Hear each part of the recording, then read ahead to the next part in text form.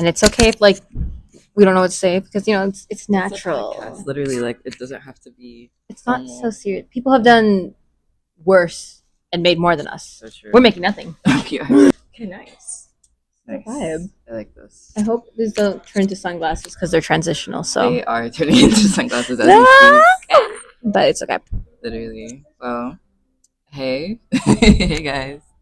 I feel like itchy. No, especially because you're wearing like a shorter skirt than me. Like you could. Oh, I'm such a cat. Like I have to like just like feel out where I am before I can show you this. This is the first episode of our podcast. I'm Kikeli. I'm Kurat or Karat or Q. Exactly, whatever you want to call her, but not anything. Oh, 3 of those options. Because I'm not taking quarter. Exactly, that's not her name. I got that too many times from substitute teachers. It was weird that it happened multiple times. That is a strange one to happen. Like quarter? Times. Yeah, this one time, the worst one I got was like, what was it? I was at my like middle school like honor ceremony, and they called me Kikela. There's no A in my name, like at all. It's never been there, and that was very creative in a bad way, you know.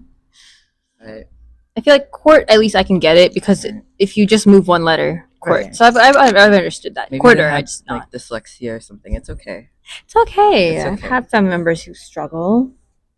Sometimes I struggle. Yeah. Not that much though. Never that much.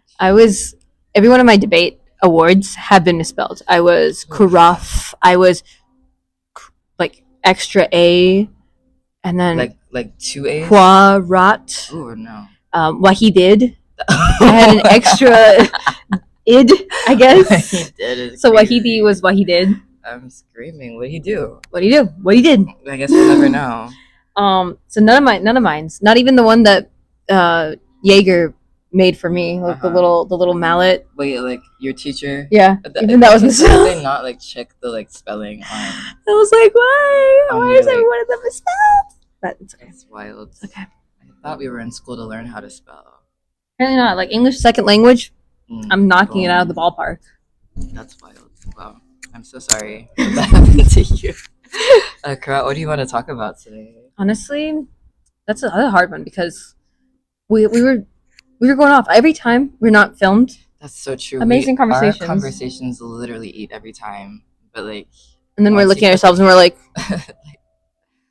what is there to talk about? The weather's really nice today. Cut cameras. Cut the cameras. It's over. Last time we were hanging out, we were talking about how we hate it here. I did the videos in the process of being made, but I like wanted to make a video about how like it's hard to grow up in a small town, but it's also really cute and really cunty at the same time. Because it's like you gotta sacrifice the style for the emotional health, like the comfort for slang, right? Because we'd be any other bitch if we were in California, New York. True, like big fish in a small pond, like for real. Here, special. You don't even need to look good. You're just special because look, you can wear anything and like stand out because like it's a very normcore kind of place. You know? Everyone's wearing the same exact thing, which no hate. Exactly. Vibe. I actually meant to tell you this earlier, but I found a new style evolution. Oh. So like, I don't know. I feel like my style has been very like anti. We both live in the deep south. I'm not gonna tell you where we live actually, because don't come find us. But who's gonna? Then no one watches. And we're like, really? No one's looking for us. No, we're in Alabama, and like. Girl, why do you say that much? We're in an unnamed part of the southeast. I'm gonna cut that out. And like it's like cute, but I haven't really been able to find like a personal style that really like goes with this kind of vibe, because I was so like I feel like I was so like counterculture, but not even counterculture. This sounds so like no. Like I guess I was just so alternative. I was very alternative as a kid, and now I kind of just like I don't want to be like not alternative, but at the same time I kind of want to like feel like I'm like take a part of this place with me. Yeah. So my friend and I were actually talking about just Noah, the one that came to visit me on Sunday. We were talking about like Southern counterculture, and I was like, and then I was talking to my other friend Jay. Shout out Jay. I love you. And I have never met somebody that has like the same style as me, but a guy. You know, and Jay's very like Southern Gothic, very like Harley Davidson, kind of like Midwest emo, but not Midwest. emo, but in the South. Exactly, that's South really emo. what we're going for. And so like yeah, I'm like really trying to hop on the Southern. Well, I guess I don't know if the Southern grunge thing is a thing yet, but like if it's not a thing, trendsetter. Yeah, you know, and this is kind of my like. It's a little yeah, very simple, you know, not very demure, very mindful.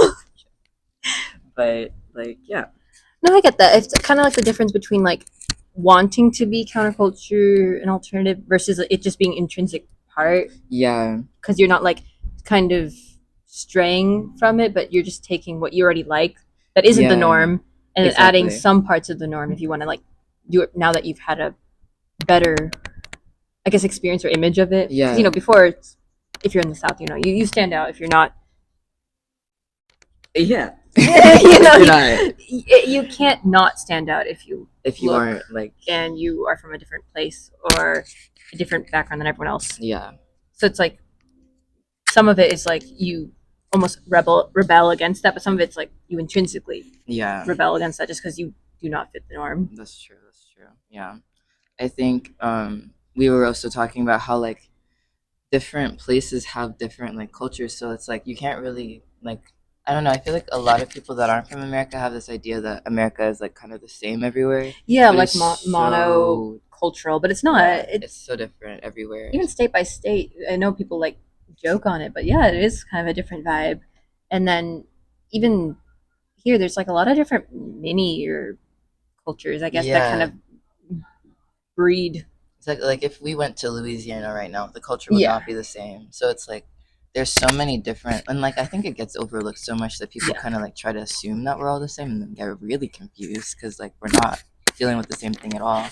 With a country this big, it would be impossible for it to be like everyone's the same. Yeah, exactly. So like I think it's kind of like, you know, I don't know, I feel like I'm trying to use like clothes and fashion as a like a way to kind of feel that out, you know, like because you can really tell a lot about, like especially here, like you can tell a lot about people from what they wear, and it's just like I feel like it'd be fun to like play with that like aesthetic and like, you know, figure out like why, like just the why behind everything, and then just kind of appreciate it for what it is, and like, you know, but like all that to say that like, you know, like if I had lived in like, you know, the Pacific Northwest, they've got like a punk kind of like vibe to them, but it's like established, you know, they've had it for a while, and it's almost like people that hop onto the punk vibe like now, and when it's already established, they don't really have to do that groundwork of like starting the movement. It's like kind of turned into the thing where it's like we've gotten so used to it that it's just an aesthetic, but it's like with a place like this where we're still talking about so much and there's still so much that like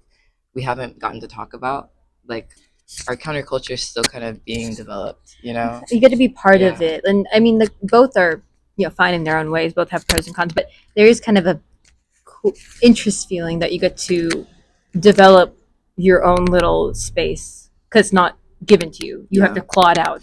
Yes, exactly. And there's kind of a beauty in that. Like, you know, it is lonely a little bit, I'm not gonna lie, because you do feel like you're not part of, you're an out group instead of an in group, but also it's like the people you curate really are genuinely like part of it. They have values that you appreciate, and they're not just there because it's trendy and it's the next cool thing, and then they'll leave once it's not cool anymore, because it's like you've made a bond because you're all weirdos. Exactly. Yeah, that's so true. And if you want to look at me instead of the camera, I know, right? No, exactly. Because I always like look at people, but I'm like, right, maybe like, I shouldn't who's the audience. But also I have a bad thing with eye contact. I tried to fix my eye contact issue by like, I used to not look at people, so now I'm, you know, same. And I've realized that is not the way to go at all. It just makes it look like you're ignoring people. I had to like sit down and realize like I can't make eye contact with people because I'm scared of them.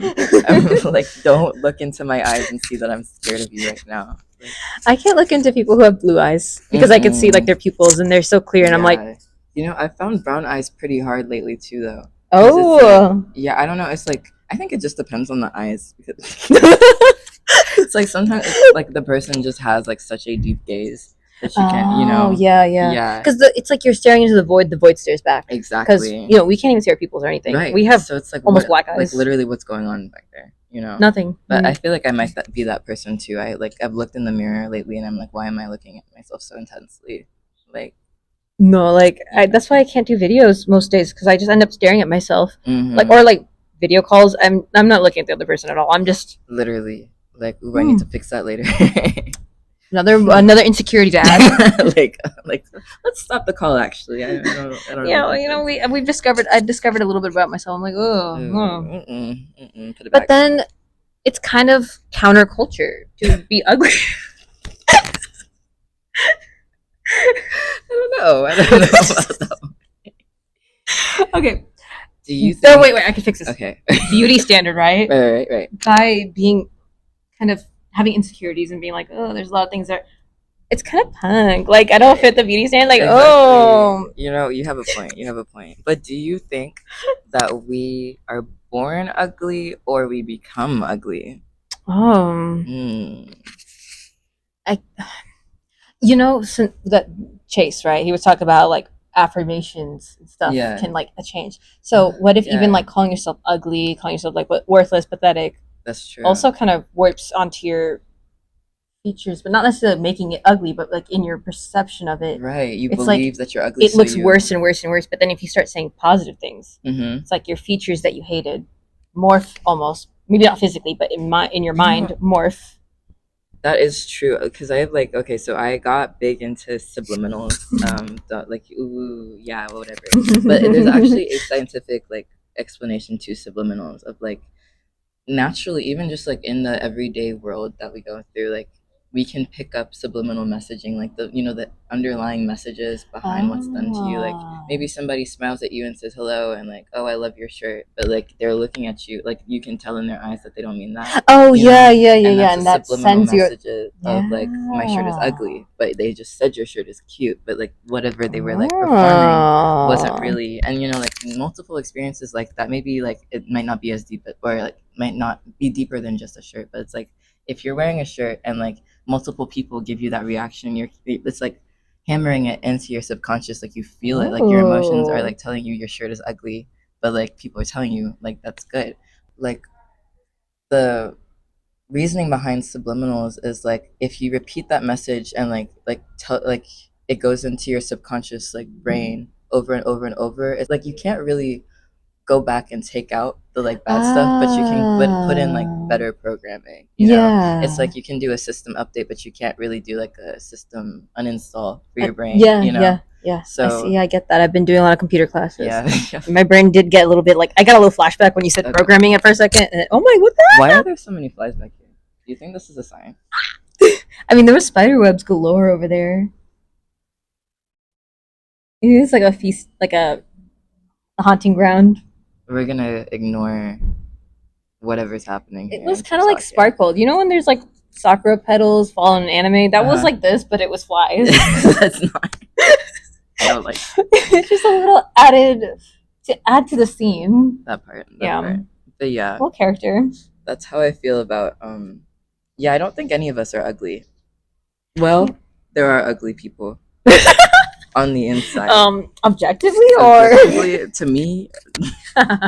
But I feel like it's one of those things where it really is like you really just decide how you feel about yourself and you project that onto everybody else. I mean like when you look at like old movie stars or models who had more like unique features and they're kind of praised for those unique features and I guess now since we mostly see like same makeup same plastic surgery you kind of see like oh if you have big lips big doe eyes that you can also make siren eyes or whatever the hell they're saying now you have like snatched but not too snatched that you look old that's the only definition of beauty but back then whatever made you I guess stand out was kind of beautiful like true. I remember like what's her name? The girl who played Ariel, Halle Berry. Oh, Halle Berry. Halle Berry. No, people Halle Berry. Halle Bailey. Bailey. Yeah, because the other one's the Bieber girl. Yeah. Hailey Bieber. Yeah. But you know how I was seeing people clown on her like eyes for no reason because they're wide set. But it's like I remember the same thing is also like one of her like pretty features because it's like you look at her and that's like you recognize it. So it's like. The same things I guess some people can like really applaud and really enjoy and really like and highlight other people are going to be like oh that's true so then it doesn't matter what is born beautiful because people are always going to have some thought, and your Yeah. own self is also going to have some thought on it. So don't trust it because you're stupid and everyone else is stupid. Boom. Maybe. No, that's so true though. I think like what was I gonna say? This always happens to me. Like literally, I think and then I forget. It's been But- we've been here since like 12. Yeah, it's been a long So, yeah. day. Unfortunately, every time we film, it's like when our brain is at no. Speak for yourself. My brain is always like this. But Yeah, actually, I'm like a genius. I'm like such a conversationalist. I'm so special, but then my brain tires out. But you know, but I was gonna say on the topic of beauty, like yeah, like I think. What did you say before? Just give me like a little refresher. I think I was talking about how like a feature that someone could really like, another person could really hate. Yes, okay. I was gonna say like same face syndrome. Like we're really Yeah. getting into same face syndrome like lately, and I guess this generation because like our standard of what's beautiful is like just coming from like algorithms and the internet and stuff like that. And Exactly. like I think it kind of just like I don't know why it does this. Like how there happens to be just like one face that is like pushed culturally, or if it maybe I don't know if it like depends on where you live if you get like a different algorithm. Right, because I mean, think about like K beauty standards versus roughly U.S. beauty standards. So, but who determines that from the get go? Like, who is the ones like V shapes versus I think it this depends body? on what they're trying to sell. To be honest, Yeah, like you know? what's the big product now? So like, Yeah. say if like plastic surgery for like BBLs was in for most of like not early digital age, but like digital age when I got social media, but then removing that, like removing filler, removing your BBL or however that works, was like trendy for a while. I don't know what it is now, but when people are like, oh, everyone's getting skinny again, so it's like, and it's like, who is everybody? First of all, because it really does depend on your community. Like I think if you're following like Kardashians and like Hailey Bieber and like all the really popular celebrities, you'll find a different trend than if you're following like say if you're looking just in your town, yeah, and so like everyone suddenly gets blonde highlights, so you're like, right, this like is where are what's y'all in. getting this from? It's also different from city to city where we live. Yeah. Because like the city right here is Like if you took a random picture somewhere, you could put it on an album. yeah, Like, no, yeah, and it would like eat. But exactly. like the city where we grew up in, it's very like, I guess it's too neat sometimes, too. it's definitely the richer town, so it's like very clean cut. Like you have to like what if like I don't know. It's like real. It's kind of weird to me because it's like I guess like being a part of something that wasn't like didn't have tradition in the town was kind of like seen as like you were an outcast because of like how based on like identity and like how cliquey it was. Like you kind of had to be part of something bigger to show you were somebody, and so like it's weird because like you can still have that like creative freedom here, but it really like I think it just says a lot more about you than you want it to. If that makes any sense. Makes sense. You know? That makes sense. I can piece like, apart the little thing and be like, it's like you can do whatever, but like people will think like whatever. The perception in that place versus here, I feel like there's more social stigma, and you really do. But here it's like, yeah, do whatever the fuck you want. Like you don't fit in, okay. Yeah. But over there, it almost feels like because people are like they smile, they seem really nice, but they're not kind over here. So you really do feel like you need to get their approval, otherwise it's you need their approval. You feel bad. But here, I think because also there's some crazies, but not that crazy. But like people are gonna say to what they genuinely feel, I suppose. So there's more. The kindness is more authentic, and the cruelty is more authentic. But over there, the cruelty is masked. So you don't know when it's cruelty and when it's just genuine kindness. That's true. And growing up in something like that is a little crazy because it's like you'll think that like people are performing like on like this kindness, but it's not really reaching you like here, you know? And so like I think there was a lot of for me, like I was talking to Noah about this a lot too. But like for me there was a lot of like I always feel like I'm doing something wrong. Because like it's also interesting, like people don't really think about like how when you're outside of like the beauty standard like plays a like, huge part in this, but I don't think it's like the core of it. I think it's like a product of the rest of it. What was that noise? I don't know, it sound like a little bird or something, but I didn't see anything.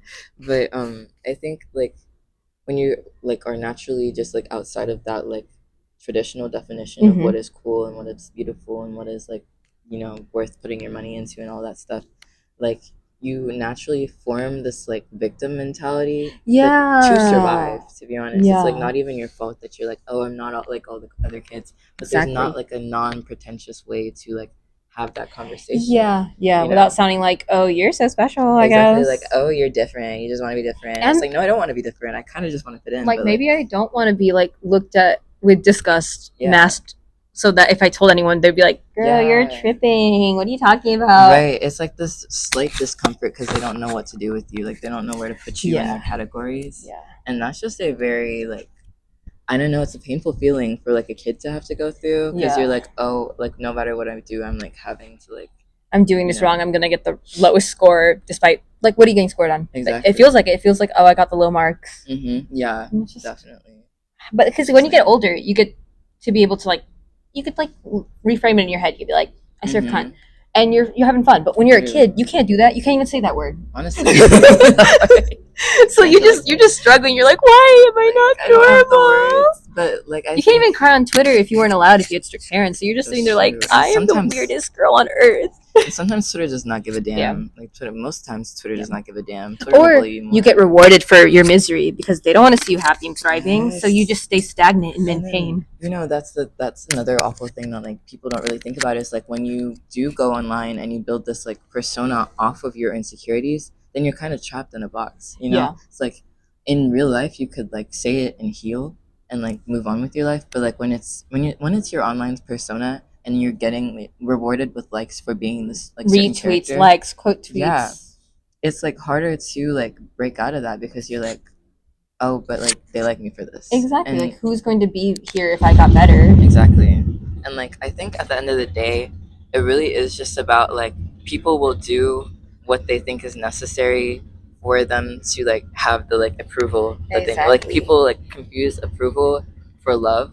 Yeah. And like like at the end of the day, like especially once you like get to the point where like you can form your own identity and break off of what all these people are like telling you, and like at the end of the day you will come to realize that like, oh, I'm losing it. It's kind You'll of, find people Yes. that you don't need to work so hard yes, to approve of you or make you feel good and like Right. enjoy shitty life, you know? but only if you decide that you don't want to be that person anymore. Exactly. Because if you go into those situations thinking, oh, like I'm the loser that nobody wants to talk to, Exactly. then you're not going to talk to anybody. You're gonna People are manifest gonna be that. like, why are you, like I want to talk? I want to like I actually do want to talk to you. And I saw this on a shitty shirt in probably Forever 21.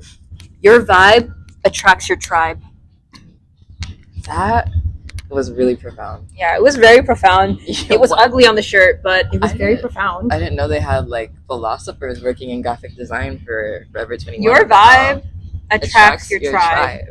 Yeah. And it's Like- true because if you're have a negative self-image and you're always talking shit about yourself, you're either going to attract people who benefit from that so that they can talk shit about you as well, or they're doing it too and you all are like wallowing in your misery and you're all causing negative space, and it's Yeah. not serving you anymore because you can't move on from it. Not saying like you have to be a positive person, but Right. you have to at least be content to survive, because Yeah. you go negative, then you're That's so true. personal experience. Yeah, so true. But so like positivity is not the end goal. Mhm. Contentment and just like accepting Yeah, like what a you balance. are. You don't have to like love yourself, I don't think. I mean, at some Well- point I hope the goal is, but the next step at least is Mhm. to accept what is your personality, Yeah. accept what, so that you can change it if Mhm. you're ever comfortable to change it. Mhm. Because what is it, like radical acceptance? Radical acceptance. And I think that does come with like loving yourself. Like, And then eventually you get to the Yeah. point where you're kind of like, actually, I'm not the devil incarnate. right. Maybe. I guess forgiving yourself is the first step to Yeah. loving yourself. Yeah. Like I think self-love is necessary, but I think the way that people define it, and damn, that motorcycle has been here for a long time. But I feel like people define self-love as something very corny, Yeah. and it makes it okay. Okay, now we Damn. might be free. Okay. I feel like people define like self-love as something kind of corny. Did you turn it off? Did it turn off? You see the green light? Okay. Okay. I'm such a tech whiz. But I think that when people define self love, it's kind of just like, oh, like, I don't know, it's just very like surface Yeah, very level. surface. Like, oh, tell what features you like. Tell what Yeah, positive thing. It's like, bro, if I'm on rock bottom, I yeah, can't even think of that right now. I'm just trying exactly. to practice on like how not to talk shit about myself. You're right. And a lot of it comes from how you're treated. Like, I think Yeah. it's easy to confuse how other people treat you with how you feel about yourself. Because, like, at the end of the day, like, those are the feelings you're going to get. Like, Yeah. I don't know, when you're, like, looking for acceptance and, like, a place to belong, you're going to remember, like, those things, like, the way that you were treated about those, like, features and those, Mhm. like, parts of yourself. And so I think it really just comes with, like, being alone, too. Like, being alone Yeah. is a very big part of it. And I know, like, I have a lot of friends that that's hard for. And I think that's why, like, they tend to like people pleasing and like chasing, Yeah. like, Yeah. being around people that they think are going to give them that feeling, but they never get that feeling because they Like haven't. it's almost like a discomfort with being with yourself. Yes, yeah, And not saying that you want to be alone forever, but you need to have some level of it because you need to have like a reference.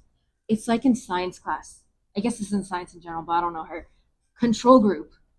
So you need your control group how you are intrinsically and then how you yeah, are with different people and see right, what yeah, do you like in each of those features? What do you want to practice on and what do you not like? Like if maybe if by yourself you're more cynical and cruel to yourself and you find that you're not like that with other people, then you could think, okay, well I'm by myself, yeah. maybe I need to try a little harder to say something positive. So whatever you could be comfortable with yourself and then also comfortable Hmm. with others. And I think it's also like, I was reading this book, not to be a nerd or whatever, Ooh, library but corner. ooh, oh no, but like I was reading, it was for my senior thesis. Ooh, Bringing that thesis. shit up. Ooh. Like, not it wasn't even a thesis; it was a short film. But it was about like just how like the internet and the way that we like the way that things operate now kind of have changed the way that we look at ourselves and other people. And I read Hi. hi I read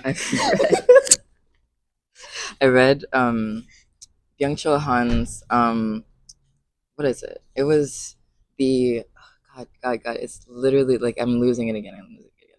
It was the achievement, no, Burnout Society, Burnout right? Society. And it was kind of talking about how like now that we have so many like so much is going on like all the time, and like we have so many people like putting like their input into like our heads and stuff like that. We don't have enough time by ourselves to Yeah. like just have that moment and like figure out what we want to think and like all that stuff. um I'm trying to lock in on and this so page. no, like I can't lock in anymore. But yeah, like I think Oh, that being perceived. I think that like having not having enough like time to ourselves is really just like we like are so dependent on what other people think about us and like stuff like that.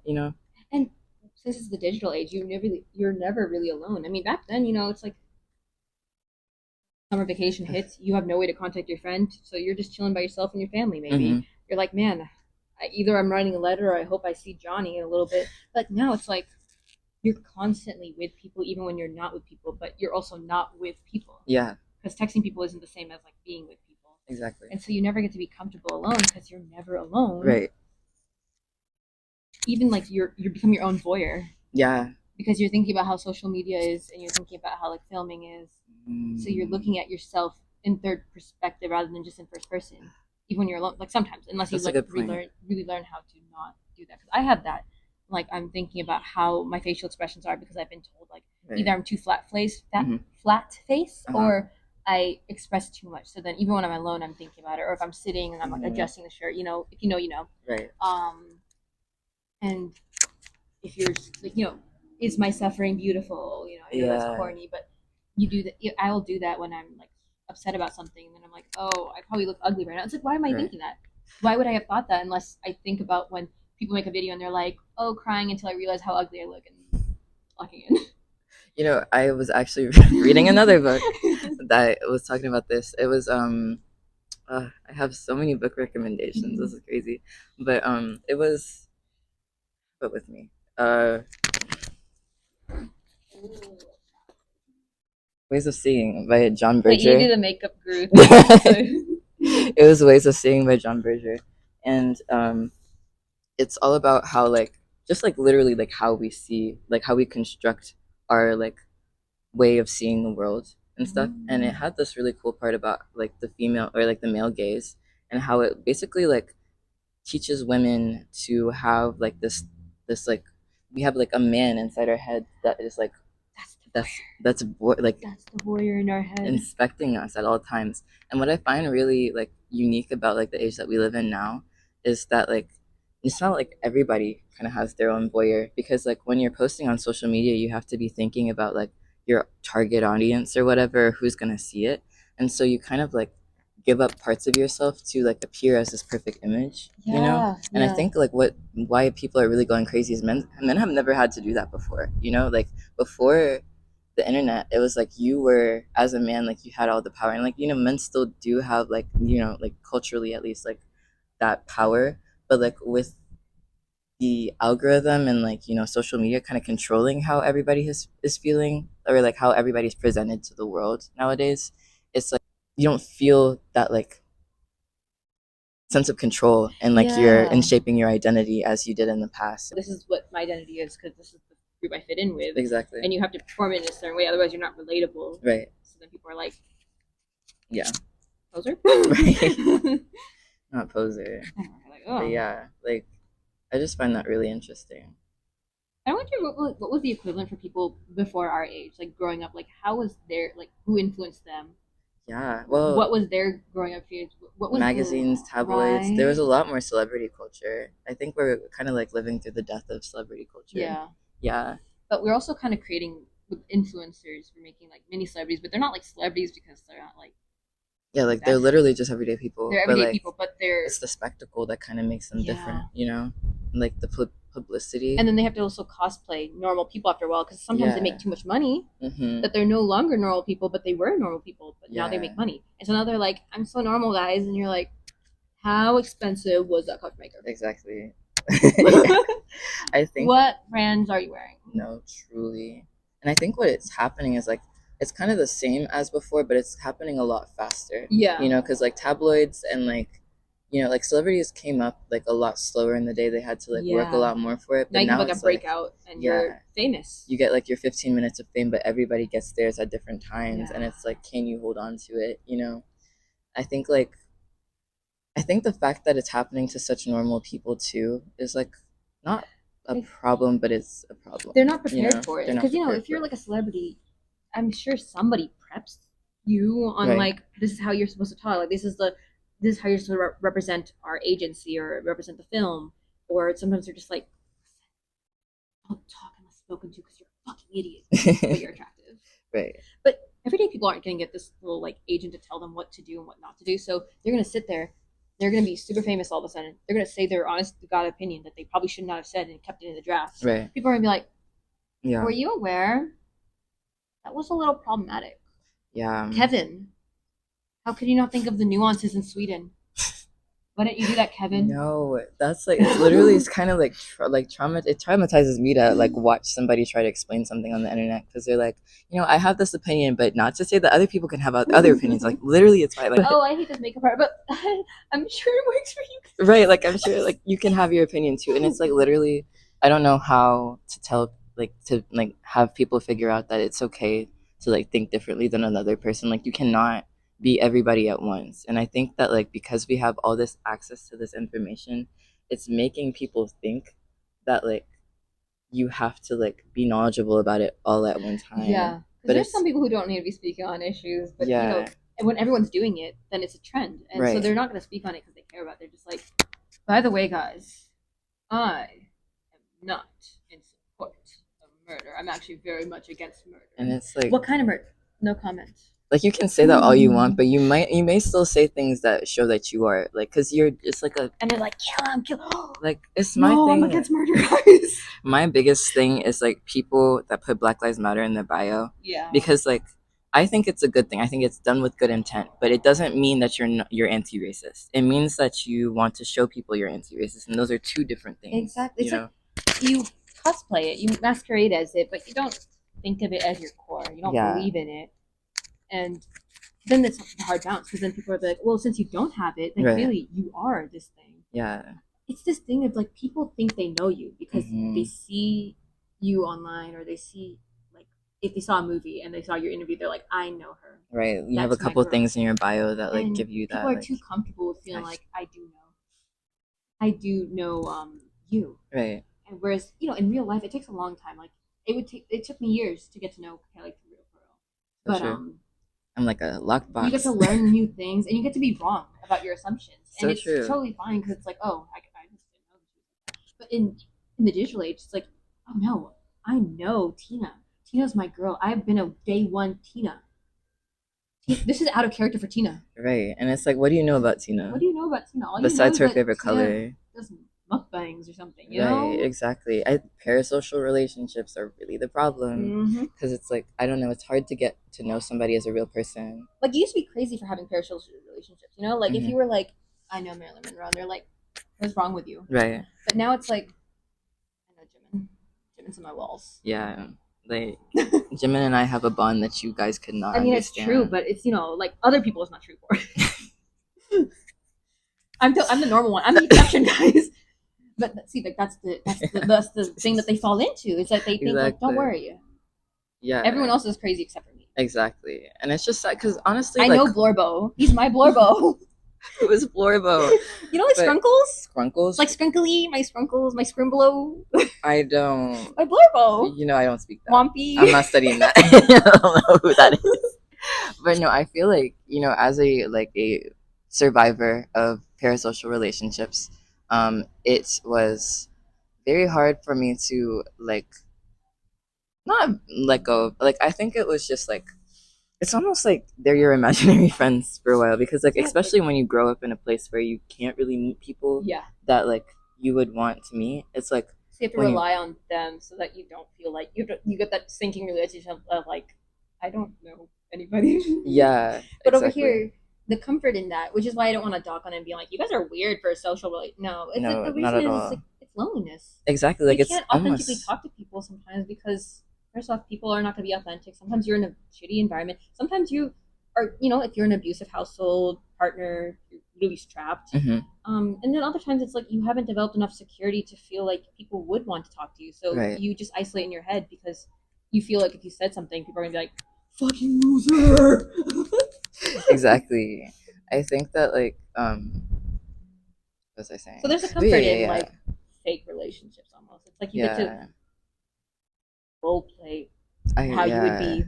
And talking to people. The real problem is just the fact that I think before back when the internet was a lot less crowded and for profit, internet parasocial relationships were different because you really were trying to get you really did have the chance to get to know that person on that level if they were on the forums and this and that and they weren't doing it for profit. It was more so they were doing it. This is their hobby. Yeah, they have a day job, but they come over there and they're like, I'm Kevin. Exactly. Kevin. But now it's like their job is being Kevin. Yes, and exactly. So Kevin's not a person who's having fun. Kevin is it's a brand. Yeah, a brand. That's the whole thing. When you turn your identity into a brand, you literally have to start selling yourself, and you are now a product instead of an actual person.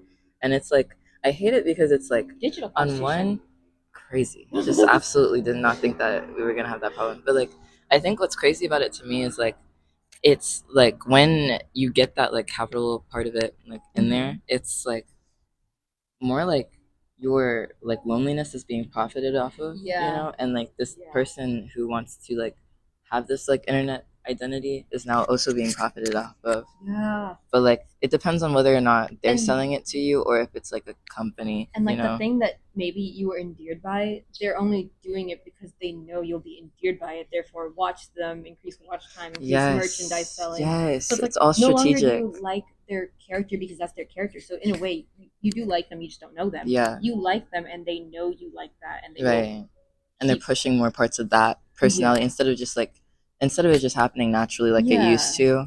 And that's my so I was a huge K-pop stan. I love BTS and I still do like BTS.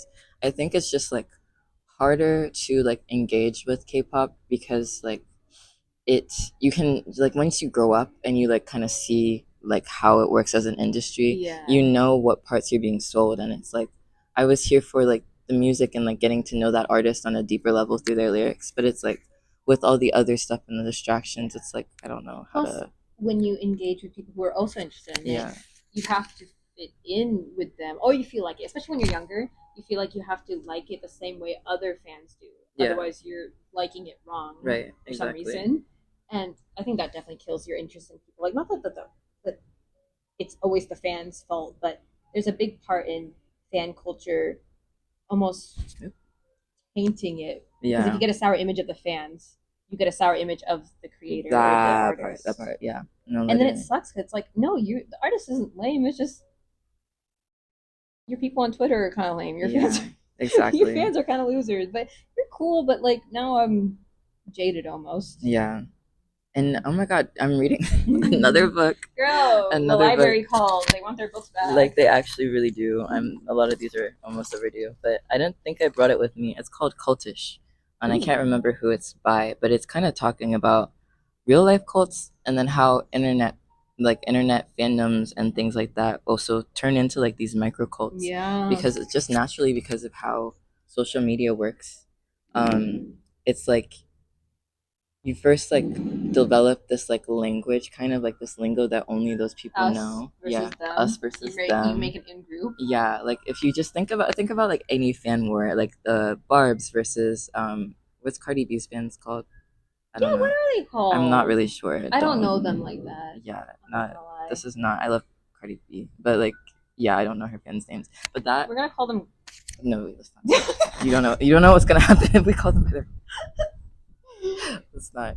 But yeah, like that. We could say Blink, Beehive. I know Beehive. Beehive. The Is Blinks. it Beehive or is it Beehive? It's Beehive. Beehive. Okay. Yeah. Okay. The Blinks versus BTS. EXO versus BTS. Like, literally, it's just like when you think about it, why are y'all beefing? Because your money is not going towards like it's silly. like it's silly. It's really silly. Like at the end of the day, they're probably not even beefing like this. You guys have to be bisexual about your interests. You have to like multiple different things. Like, like instead of just being like and then, just be like, oh, I'm attracted to this and this, but I'm not attracted to that, but whatever. Exactly. It's okay. It's not for me. Yeah. Instead you guys are like, kill yourself. It's just like it's a lot. It's really over dramatic. It's not very demure, not very mindful. And like I think that I can't remember what I was gonna connect that to. Because I know, right? Once again, the ADHD has I feel hit like me. we've changed topics so much. It's crazy, actually. Yeah, no, honestly. Rewatching this is gonna be interesting. I'm like, I said that. That's crazy. Honestly, I'm gonna realize how bad my ADHD is and beg my parents for some medicine.